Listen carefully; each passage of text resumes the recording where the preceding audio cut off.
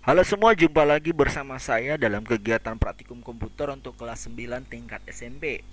Nah, kali ini kita akan mencoba melanjutkan materi kita dalam menggunakan Microsoft Office Excel, yaitu kali ini kita mengimplementasikan bagaimana penggunaan rumus det div ya. Sekali lagi penggunaan rumus det div ini seperti ini ya. Det div. Nah, kalau kita melihat ini sebenarnya adalah satu singkatan ya dari date different ya, atau perbedaan hari. Nah, di sini kita beranggapan kita ini adalah seorang pustakawan ya yang ingin eh, melakukan tugas sebagai pencatat atau juga mengetahui berapa hari misalnya seseorang meminjam buku. Nah, ini perlu dibuat dalam suatu data Excel, lalu kita akan mencoba menghitung nanti berapa lama ya si peminjam ini atau mungkin siswa ini ya kita bilang untuk meminjam buku tersebut. Nah, di sini kita akan mencoba melakukan perhitungan tanggal. Nah, sebelumnya kita sudah mempelajari ya bahwa penghitungan atau penginputan tanggal seperti ini tidak manual ya.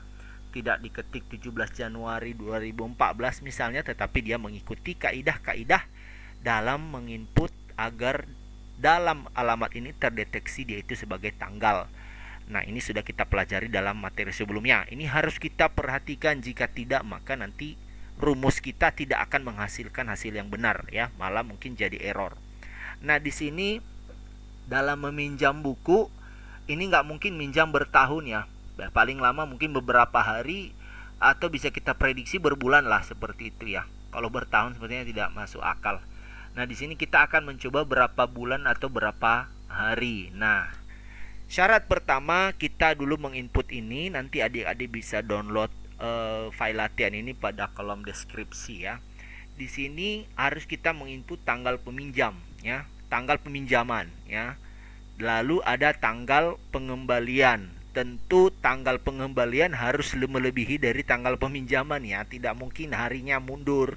Nah, ini harus setidaknya satu hari lah. Kalau pada hari yang sama pun mungkin jamnya berbeda ya, terlalu lebih. Ini harus kita bisa input sesuai dengan eh, metode seperti ini ya. Nah, kita akan coba mengikuti dengan mengisi lama pinjam. Nah, kali ini agak lebih kompleks karena akan ada nanti kita menginput teks tambahan, yaitu kata bulan dan juga kata hari. Nah, kalau sebelumnya kita cuman menghitung aja angkanya saja yang keluar tanpa ada tulisan kata hari atau juga bulan. Untuk kali ini nanti ada bulan dan ada hari ya.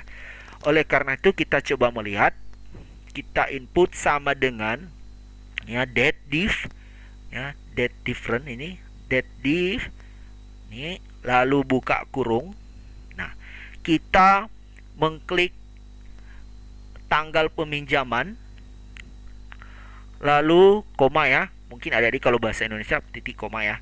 Kita klik D4 seperti ini, lalu kita koma, lalu kita masukkan dalam tanda kutip ya, tanda kutip, kita masukkan M, ini adalah ini, lalu balas kutip, ini adalah inisial dari month ya, dalam bahasa Inggris month bulan.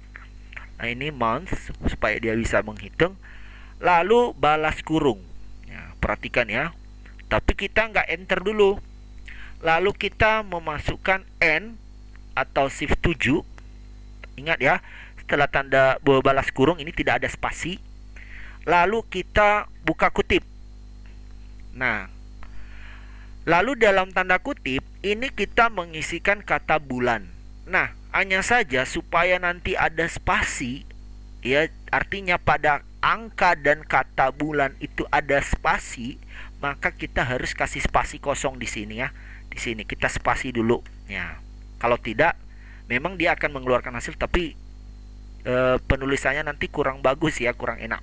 Kita kasih spasi, lalu kita ketik bulan, lalu balas kutip.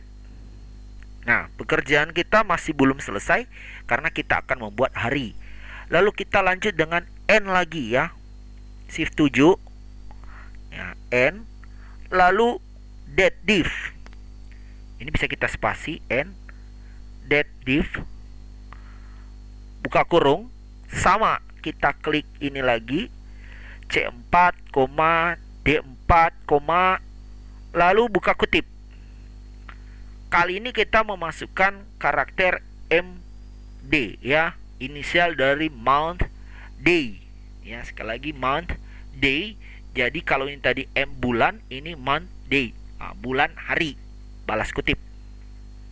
Setelah itu balas kurung, hampir sama seperti ini ya. Balas kurung lalu N karena kita menambahkan kata sip 7. Setelah N kita buka kutip.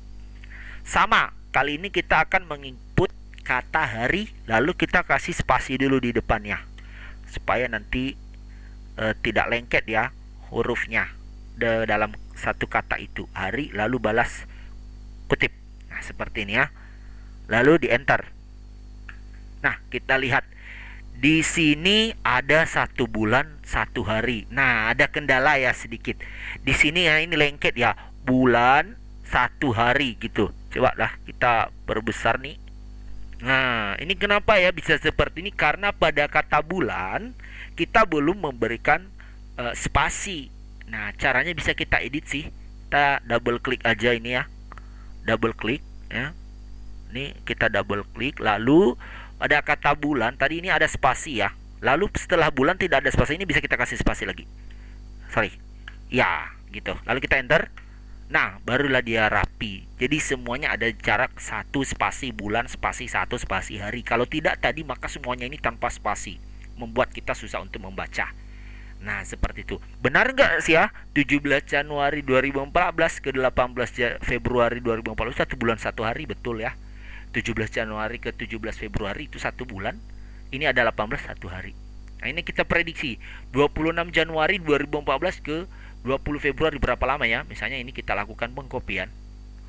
Oh, dia nggak masuk 1 bulan ya, tapi 0 bulan. Artinya dia tidak sampai 1 bulan, tetapi 22 hari.